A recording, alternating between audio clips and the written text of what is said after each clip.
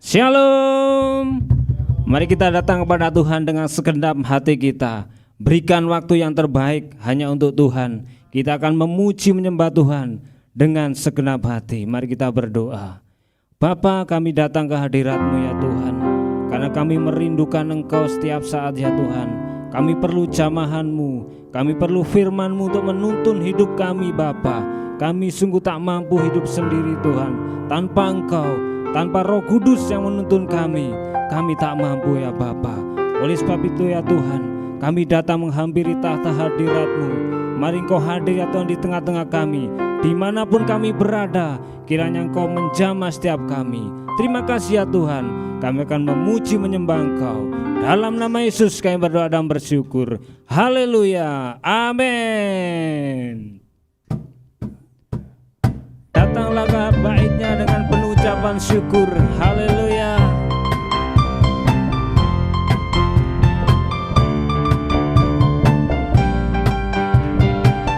Haleluya.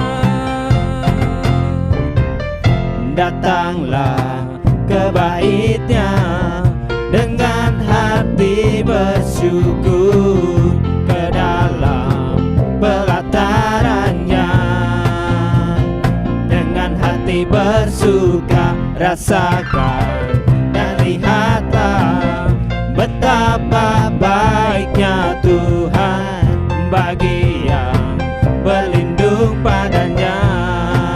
Akan bersorak-sorai, akan bersorak-sorai. Bersyukurlah kepada Tuhan, sebab Ia baik, bahwasanya itu selamanya kasih setianya. Bersyukurlah kepada Tuhan, sebab Ia baik, bahwasanya itu selamanya kasih setianya. Amin Tuhan, kami selalu bersyukur padamu, sebab Engkau baik.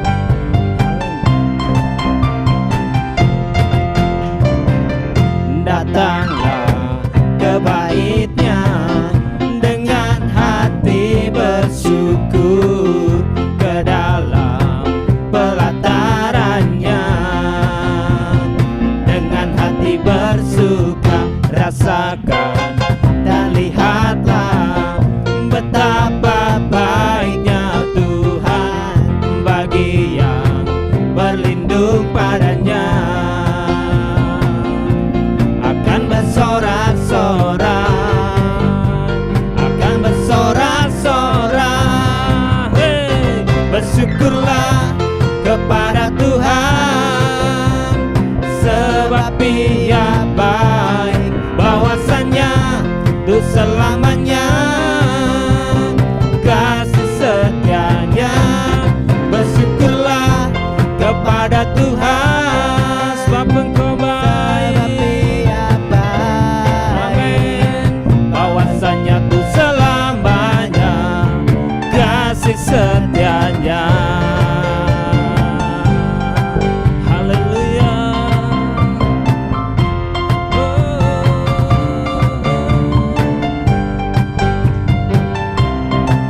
Mari sama-sama katakan, datanglah ke baitnya, ke baitnya dengan hati bersyukur, ke dalam pelatarannya dengan hati bersuka. Rasakan dan lihatlah betapa baiknya Tuhan bagi yang berlindung padanya. Akan bersorak-sorai, amin. Akan bersorak-sorai. Hey, bersyukurlah kepada Tuhan, sebab Ia baik, bahwasanya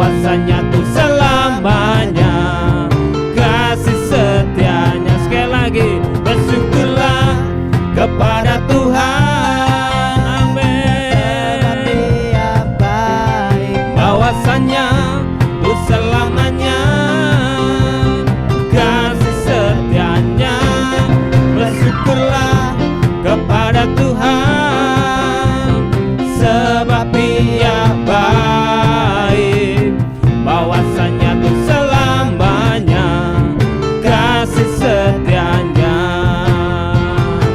bahwasanya tuh selamanya, bahwasanya tuh selamanya, bahwasanya tuh selamanya kasih setianya. Terima kasih Tuhan. Haleluya. Mari berikan sorak-sorai bagi Allah kita yang baik. Amin. Haleluya. Hidup kita takkan sama lagi ketika kita sudah percaya kepada Tuhan. Kaulah satu-satunya.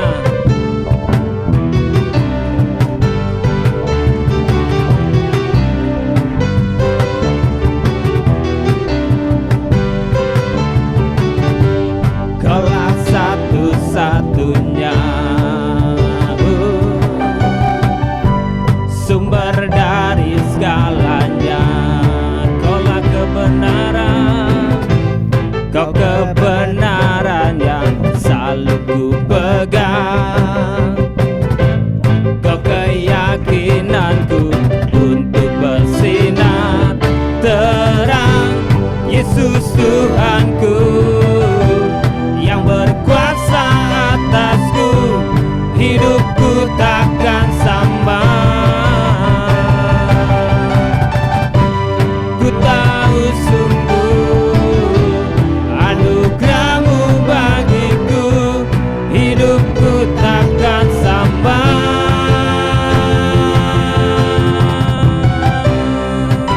Amin Tuhan. Kaulah satu-satunya, sumber dari segalanya.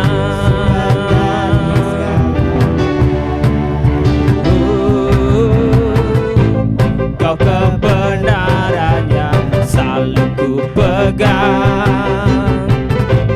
Kau keyakinanku untuk bersinar terang.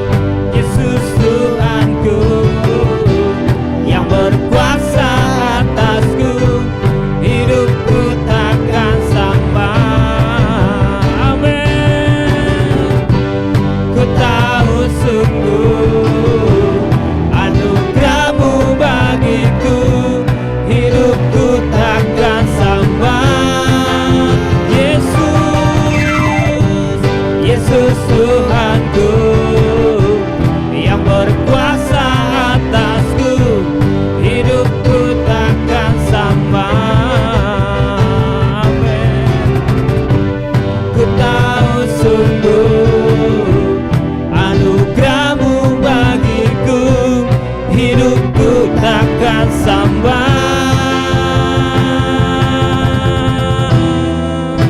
Haleluya. Kaulah alasan untuk kami hidup Tuhan.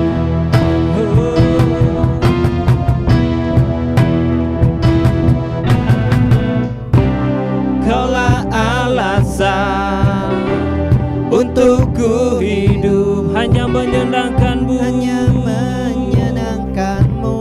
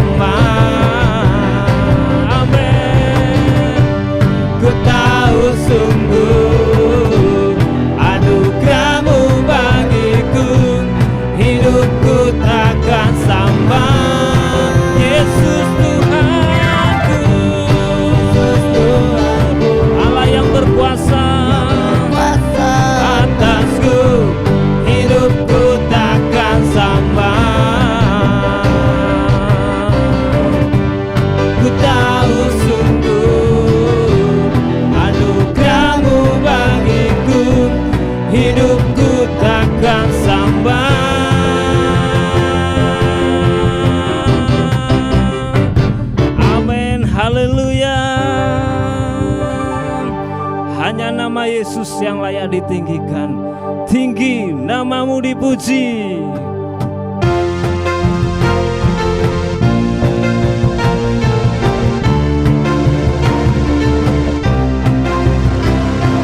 Dasar dari yang ku harapkan,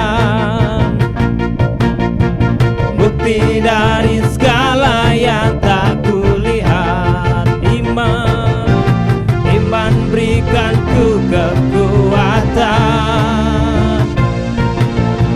untuk melakukan perkara yang hebat. Bersama Rohmu, bersama Rohmu, ku pasti menang, ku pasti menang.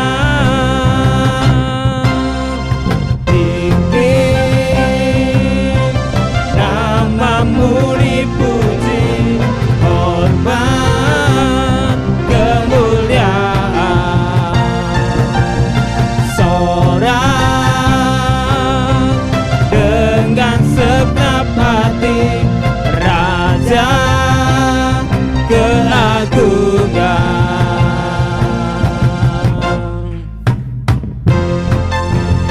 Haleluya. Katakan, kau tak biarkan pencobaan, kau tak biarkan pencobaan melebihi batas kekuatanku. Kau yang berikan ku kemuliaan, semakin serupa dengan gambaranmu. Bersama Rohmu, ku pasti menang. Tinggi namamu dipuji, hormat, kemuliaan. Kami bersorak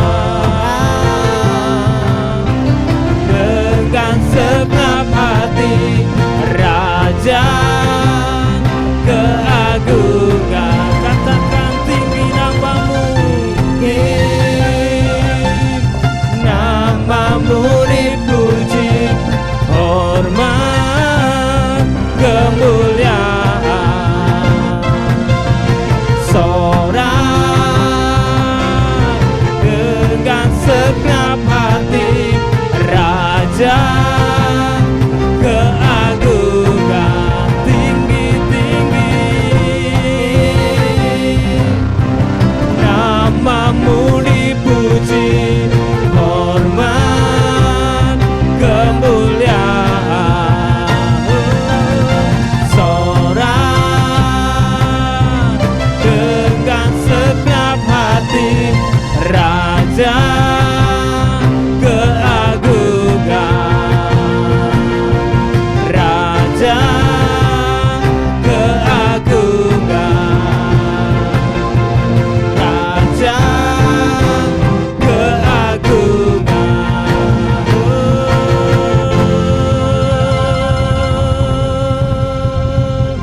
Haleluya, haleluya. Hanya Kau yang layak ditinggikan ya Tuhan, melebihi apapun Tuhan. Haleluya, haleluya. Oh Jesus, haleluya.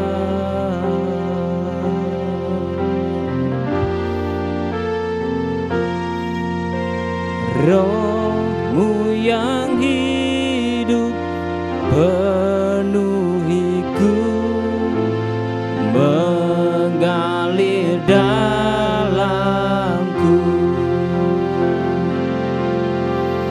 Jiwaku tenang bersamamu dalam naunganmu. Ku buka hati tu jamahanmu, berserah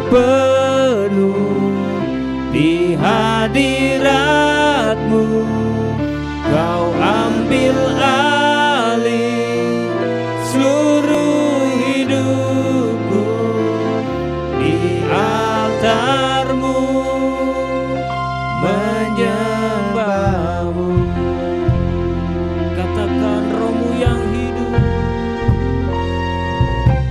Roh-Mu yang hidup penuhiku, mengalir dalamku. Jiwaku tenang bersama-Mu dalam naungan-Mu. Ku buka hati untuk jamahan-Mu, berserah penuh di hadirat-Mu. Kau ambil alih seluruh hidupku, di altar-Mu, menyembah-Mu. Katakan Roh-Mu yang kudus, Roh-Mu yang kudus, berikanku, Engkaulah damaiku. Ku hidup oleh anugerah-Mu yang menyertaiku. Ku buka hati untuk jamahan-Mu, berserah penuh di hadirat-Mu.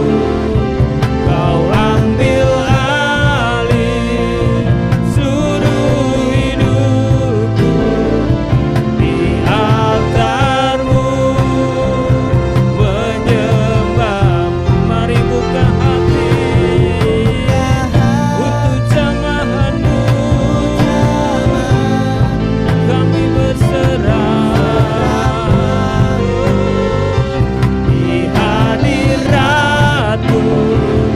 Kau ambil alih seluruh hidupku, di altar-Mu, menyembah-Mu. Ku buka hati untuk jamahan-Mu, berserah penuh di hadirat-Mu. Kau ambil alih seluruh hidupku, di altar-Mu, menyembah-Mu. Ku buka hati untuk jamahan-Mu,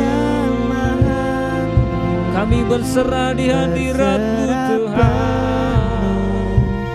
Di hadirat-Mu, Kau ambil alih seluruh hidupku, di altar-Mu, menyembah-Mu.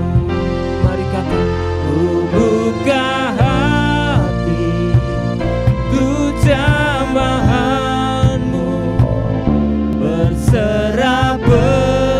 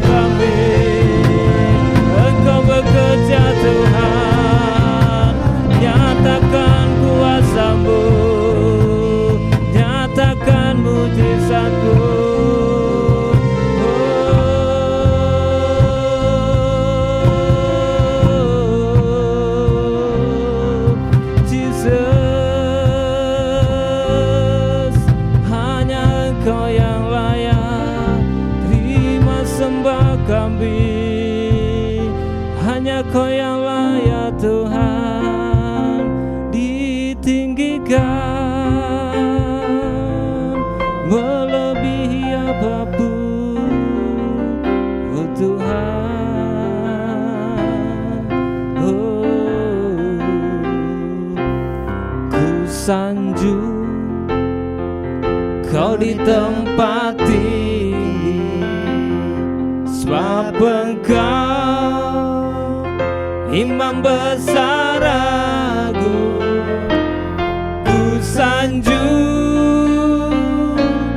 Kau lebih dari yang lain,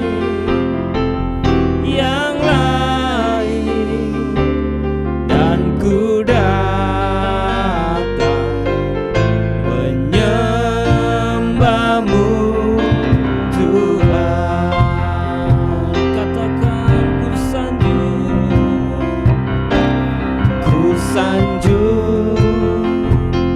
Kau di tempat tinggi, sebab Engkau Imam besar agung. Ku sanjung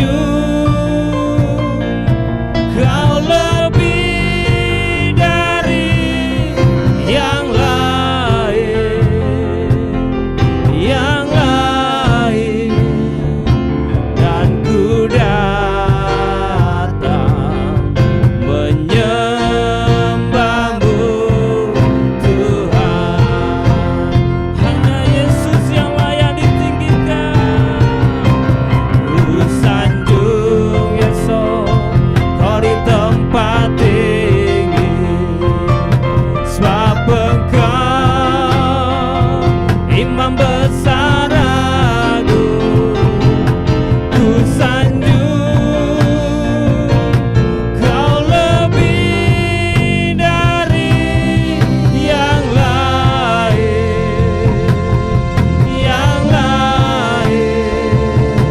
dan ku datang menyembahmu Tuhan.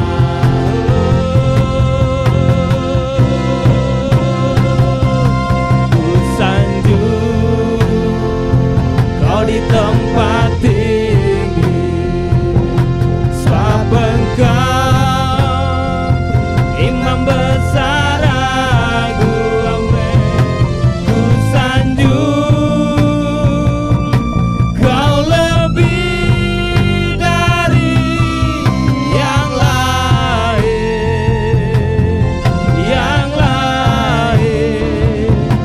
dan ku datang menyembahmu Tuhan. Katakan dengan segenap hati, ku sanjung Kau di tempat tinggi. Hanya Yesus yang layak disanjung tinggi, ya Imam besar agung. Ku sanjung Kau lebih dari yang lain. Amin. Yesus, kami datang menyembahmu Tuhan.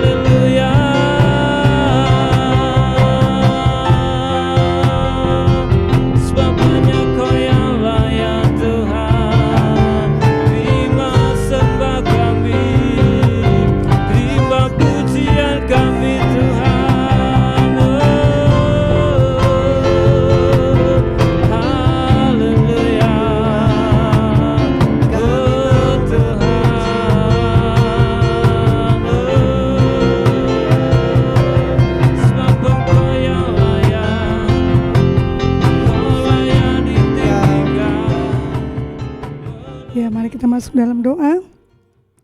Kami mengucap syukur kepadamu Bapa yang baik, untuk kesempatan yang indah ini yang Tuhan berikan bagi kami. Kami akan bersama-sama merenungkan firman-Mu ya Tuhan. Mari Engkau berkati setiap kami ya Bapa. Sucikan dan kuduskan kami, layakkan kami untuk datang di hadirat Tuhan. Biarlah urapan-Mu turun atas kami ya Bapa, sehingga kami boleh mengerti apa yang menjadi kehendak-Mu dalam hidup kami. Berbicaralah ya Tuhan, karena kami sudah siap untuk merenungkan kebenaran firman-Mu. Hanya dalam nama Tuhan Yesus kami berdoa. Amin. Kita bersama-sama belajar kebenaran firman Tuhan dari kitab 1 Korintus pasal yang ke-6 ayat yang ke-20.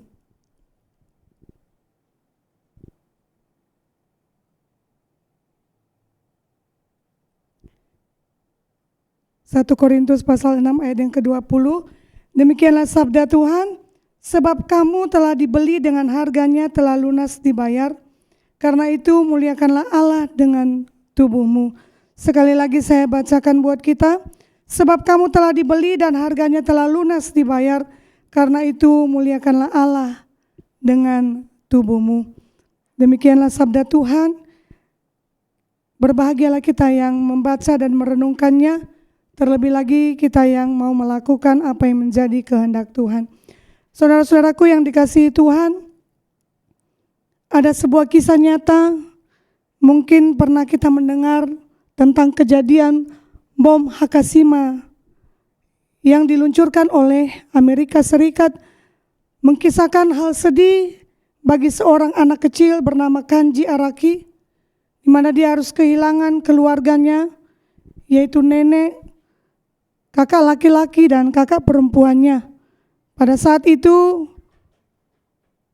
dia mengalami mujizat dan dia mengalami pertolongan daripada Tuhan sehingga dia diluputkan dari kisah tragis bom Hiroshima bersama dengan orang tuanya.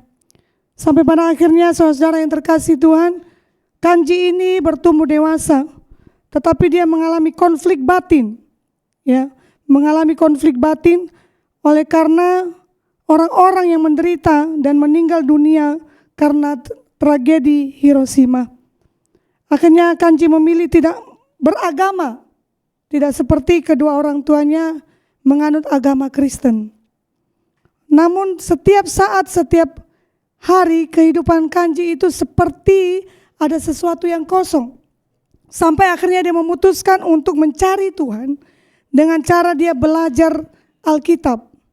Dan saudara yang terkasih dalam Tuhan, melalui kerinduannya, melalui keinginannya untuk bertemu dengan Tuhan, mengenal Tuhan, melalui membaca Alkitab, akhirnya dia mengambil keputusan untuk mengikut Tuhan dan mau melayani Tuhan.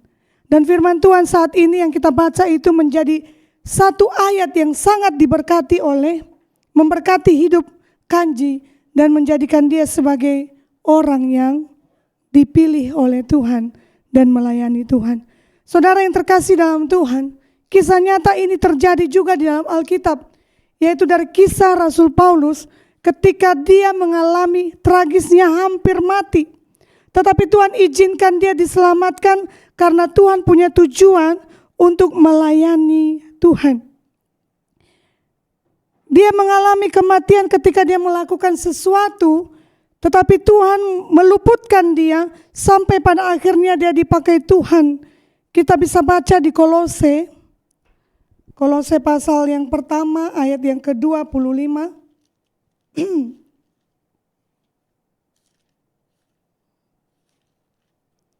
Di situ kita bisa baca, aku telah menjadi pelayan jemaat itu sesuai dengan tugas yang dipercayakan Allah kepadaku untuk meneruskan firman-Nya dengan sepenuhnya kepada kamu. Saudara-saudara yang dikasihi Tuhan, di sini kalau kita mau melihat, Paulus tidak mencalonkan diri sebagai seorang pelayan. Dia tidak memberikan dirinya atau menyodorkan dirinya untuk menjadi pelayan Tuhan. Tetapi di sini Tuhan memilih Paulus. Kalau kita melihat latar belakang Rasul Paulus, dia adalah seorang penganiaya. Tetapi ketika Tuhan memilih dia dan mempercayakan tanggung jawab itu, maka Tuhan mampu melakukan bagi setiap kita termasuk Rasul Paulus. Di sini kita akan belajar 3 tugas atau 3 panggilan Allah bagi kehidupan Rasul Paulus, bahkan kehidupan kita sebagai umat percaya. Yang pertama, panggilan itu bukan pilihan kita. Kalau kita melihat Rasul Paulus, latar belakangnya dia menganiaya orang-orang percaya. Bahkan ribuan orang-orang percaya dibunuh oleh Rasul Paulus. Tetapi ketika Tuhan memulihkan dia, ketika Tuhan mengubah hidup Rasul Paulus, maka Tuhan memakai Rasul Paulus untuk melayani.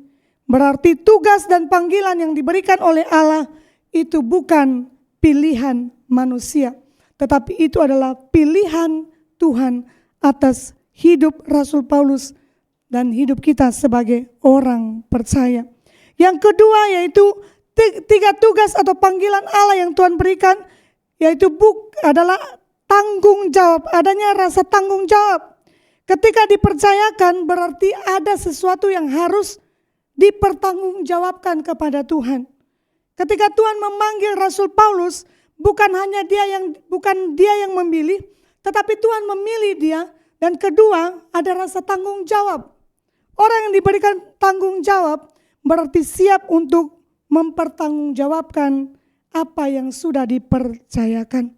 Saudara-saudara yang terkasih dalam Tuhan, terkadang kita sebagai umat manusia berpikir kenapa harus Rasul Paulus yang Tuhan pilih?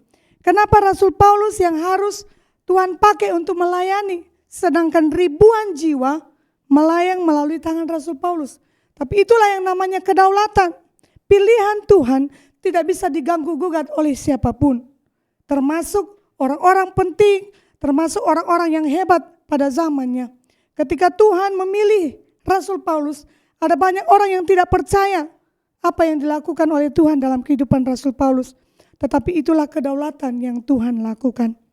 Yang ketiga, tugas atau panggilan Allah kepada Rasul Paulus atau kepada kita semua itu karena anugerah. Itu karena kemurahan Tuhan. Kalau Tuhan memanggil, berarti Tuhan mempersiapkan, bahkan Tuhan memberikan kemampuan untuk melakukan pelayanan yang Tuhan percayakan. Saudara-saudara yang terkasih dalam Tuhan Yesus Kristus, dari 3 ciri atau 3 tugas dan panggilan Allah kepada Rasul Paulus, kita bisa menilai diri kita. Apakah kita bagian dari pilihan Tuhan?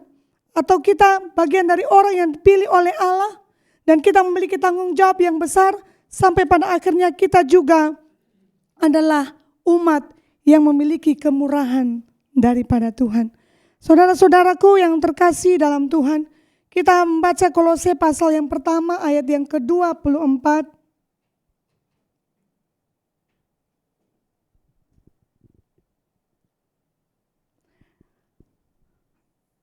Sekarang aku bersuka cita bahwa aku boleh menderita karena kamu dan menggenapkan dalam dagingku apa yang kurang pada penderitaan Kristus untuk tubuhnya, yaitu jemaat. Saudara-saudara yang terkasih dalam Tuhan Yesus Kristus, ada hal di mana Tuhan akan menunjukkan kepada kita ciri orang yang dipakai Tuhan untuk melayani. 4 ciri orang yang dipakai Tuhan untuk melayani menurut konteks Kolose pasal yang pertama ayat yang ke-24. Yang pertama, menyadari panggilan sebagai tugas. Kita bisa baca di ayat yang ke-25, di situ dikatakan, Kolose 1 ayat 25, aku telah menjadi pelayan jemaat itu sesuai dengan tugas. Berarti ciri orang yang dipakai Tuhan untuk melayani yaitu menyadari panggilannya sebagai tugas. Ya, tugas, salah satu contoh ketika di sekolah diberikan tugas berarti dia menyadari bahwa itu tanggung jawab yang harus dikerjakan. Demikian juga orang yang dipakai Tuhan, dia menyadari panggilannya itu sebagai tugas yang harus dilaksanakan, mau tidak mau harus dilakukan. Yang kedua yaitu menjaga pesan. Ya. Ciri orang yang dipakai Tuhan, ketika Tuhan memakai dia, ketika Tuhan memilih dia untuk melayani, berarti dia harus menjaga pesan yang diberikan, yaitu firman Tuhan harus diberitakan. Saudara-saudara yang dikasihi Tuhan, menjaga pesan itu terkadang tidak gampang. Ya, apalagi kalau kita melihat latar belakang Rasul Paulus. Ketika dia menyampaikan pesan firman Tuhan, pasti banyak orang yang mencemooh dia. Karena mempunyai latar belakang yang begitu buruk. Karena mempunyai latar belakang yang menyakiti banyak orang. Mungkin banyak orang yang tidak percaya ketika dia bertobat. Ketika dia memberitakan kebenaran firman Tuhan, sampai pada akhirnya ketika dia melakukan hal itu, dia akan mengalami banyak cemooh. Tetapi ketika dia menyadari bahwa Tuhan memakai dia, Tuhan memanggil dia, maka dia harus menjaga pesan yang diberikan oleh Tuhan kepadanya. Sehingga dia menyampaikan firman Tuhan dengan benar, meskipun banyak tantangan, meskipun banyak cemoohan, oleh karena latar belakangnya yang menurut orang lain tidak berkenan mendapatkan mandat yang diberikan oleh Tuhan. Tetapi ketika hal itu terjadi, saudara-saudaraku, Rasul Paulus tidak takut dan gentar, tetapi dia terus melangkah memberitakan firman Tuhan. Kalau kita membaca di dalam kitab, di situ dikatakan 5.000 orang yang bertobat melalui pelayanan Rasul Paulus. Yang ketiga, ciri orang yang dipakai oleh Tuhan yaitu memiliki hati sebagai seorang hamba, doulos, sebagai seorang budak. Dia menyadari bahwa dia adalah hamba Tuhan. Dia menyadari bahwa dia seorang pelayan Tuhan, sebagai seorang budak yang melayani bukan manusia, tetapi melayani Tuhan. Sehingga ketika dia melakukan pelayanan, keegoisannya diruntuhkan, kesombongannya diruntuhkan, keakuannya, kepintarannya, dia membelakangi semua itu. Tetapi dia mengutamakan Tuhan sebagai Tuhan dalam hidupnya karena dia memiliki hati seorang hamba. Dia mau tunduk, dia mau melakukan segala sesuatunya meskipun banyak tantangan yang dia harus hadapi. Tetapi ketika dia menyadari bahwa dia adalah seorang hamba, maka dia melakukan dengan penuh rasa sukacita. Saudaraku yang dikasihi Tuhan, mari kita mengoreksi diri kita dari yang pertama, kedua, dan ketiga. Bagaimana kita termasuk dalam kategori orang yang dipakai Tuhan untuk melayani.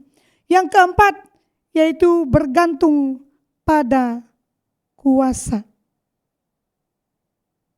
Tergantung kepada kuasa Tuhan. Seringkali saudara-saudaraku yang terkasih di dalam Tuhan, kita menganggap bahwa apa yang kita lakukan itu karena kekuatan kita. Apa yang kita lakukan ketika kita melayani, kita merasa bangga bahwa kita bisa melakukan itu karena aku. Ya, I am, saya. Kita menunjukkan diri kita sebenarnya. Tetapi pada sore hari ini Tuhan mau ajar kepada kita orang yang dipilih oleh Tuhan. Orang yang dipakai Tuhan untuk melayani, dia menyadari bahwa dia bergantung pada kuasa Tuhan. Ya, the power of God.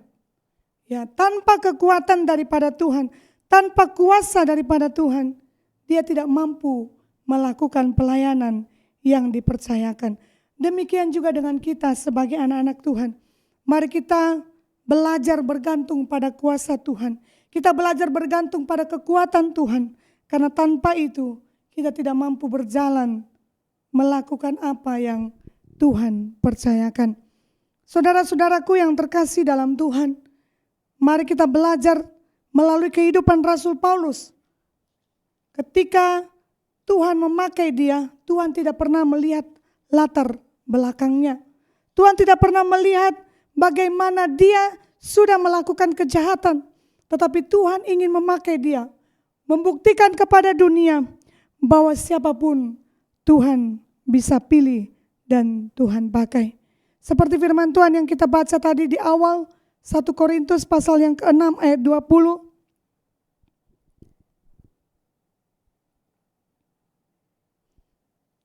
Korintus 6 ayat yang ke-20. Sebab kamu telah dibeli dan harganya telah lunas dibayar. Karena itu muliakanlah Allah dengan tubuhmu. Saudaraku, ketika Kanji diselamatkan oleh Tuhan melalui tragedi Hiroshima, dia melihat Tuhan, dia percaya bahwa Tuhan Yesus yang menyelamatkan dia. Sampai akhirnya dia memutuskan dirinya untuk menggunakan seluruh tubuhnya untuk memuliakan Tuhan.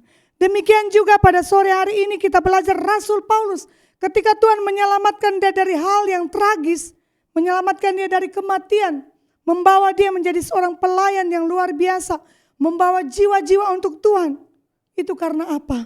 Karena dia menyadari hidupnya telah dibeli dan harganya telah dibayar oleh Tuhan secara lunas, tanpa yang namanya pamrih. Ya, kalau kita sebagai seorang manusia, ya, seringkali kita menolong orang lain tuh ada sesuatu hal, ya. Tetapi Tuhan tanpa pamrih. Dia tidak pernah menuntut untuk pembalasannya. Oh, saya sudah menolong kamu, kamu harus melakukan ini.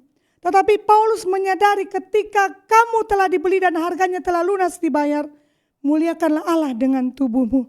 Dan Rasul Paulus mengakui bahwa Tuhan sudah melunasi dia dengan darahnya, dengan dibayar dengan pengorbanan oleh Tuhan Yesus.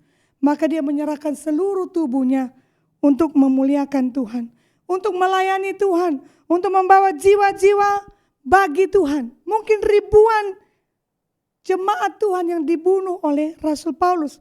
Tetapi ketika dia menyadari Tuhan sudah membayar lunas seluruh dosa dan pelanggarannya dengan kematian Yesus di atas kayu salib, maka ketika Tuhan memanggil dia untuk melayani, dia menyerahkan tubuhnya untuk memuliakan Tuhan.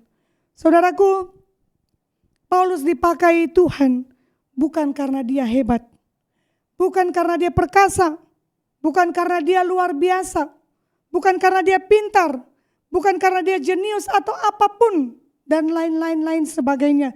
Tetapi Tuhan memakai dia karena dia bersedia